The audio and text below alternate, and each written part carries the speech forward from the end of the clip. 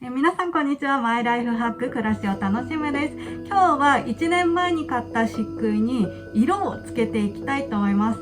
実験みたいなもんですね。今回使うのはこちらのコーラルテックスっていう漆喰を使っていきたいと思います。以前は壁に漆喰を塗っていました。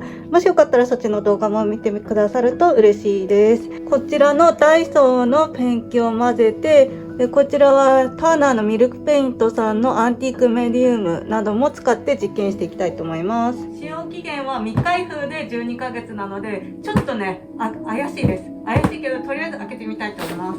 オープン。ちょっとね、限りなく怪しい感じではあるんですけど、ここら辺はもう固まっちゃってますね。わかりました？ここはもうガッチガチです。でフィルムがちゃんとかかってたところはまだなんかね、なんとなくいけそうですね。こんな感じで漆喰を3つの容器に入れました。ここにペンキを混ぜていきたいと思います。これはダイソーのナチュラルミルクペイントナチュラルベージュです。薄いのであんまり色の違いが分かりづらいかもしれないんですけど、こんな感じの色でした。こちらはダイソーのアースホワイトです。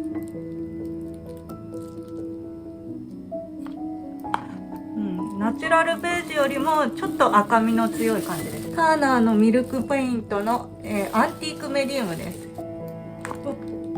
割り箸を使って混ぜていきます。こんな感じで質感としては紙粘土みたいな感じですね。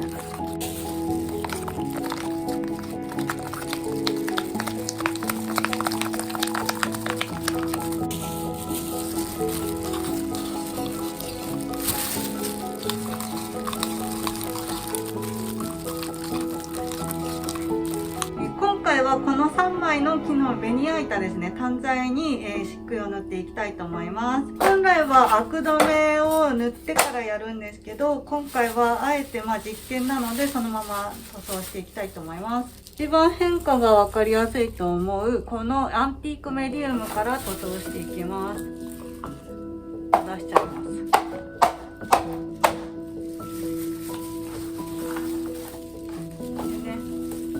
実験なんで手でベタっと塗っていきたいと思います。でこれで無事乾いたら漆喰に色をつけることに成功したと言えると思います。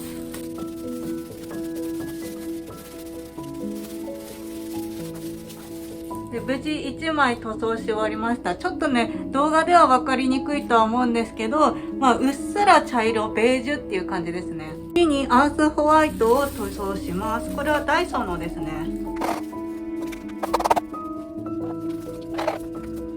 でさっきの赤っぽいと言っていたちょっとアースホワイトを塗装しています。もともとはスノーホワイトっていうカラーの漆喰を使っています。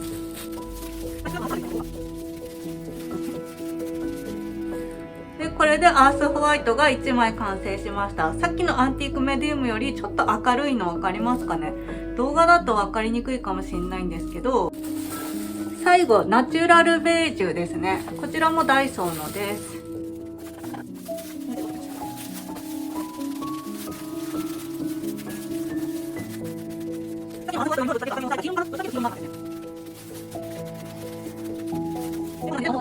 こんな感じでナチュラルベージュが塗り終わりました。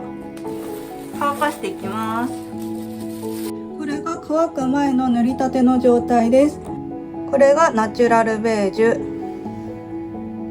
アースホワイト、アンティークメディウムです。これが今の乾燥した状態です。アンティークメディウム、ナチュラルベージュ、アースホワイト。アースホワイトとナチュラルベージュはね、ほとんどもう見分けがつかないですね。なので結構濃い染料を入れないとあんまりね色はつかないんだなっていうことが分かりました。でアンティークメディウムはもともとは茶色っぽかったんですけども、グレーに近いですね。なのでね、結構混ぜてみないと分からないところがDIY の面白いところだなっていうふうに思いました。アクはね今のところはそんなに目立って出てる感じではないですね。でも時間が経ってくるとね、もしかしたら浮いてくるのかもしれないんですけど、アクって黄色っぽいね、ブクブクってした感じのなんか汚い感じなんですけど、元々の色がね、結構ね、こうくすんだ系の色を選んだので、それもあってアクがね、目立たないのかもしれないです。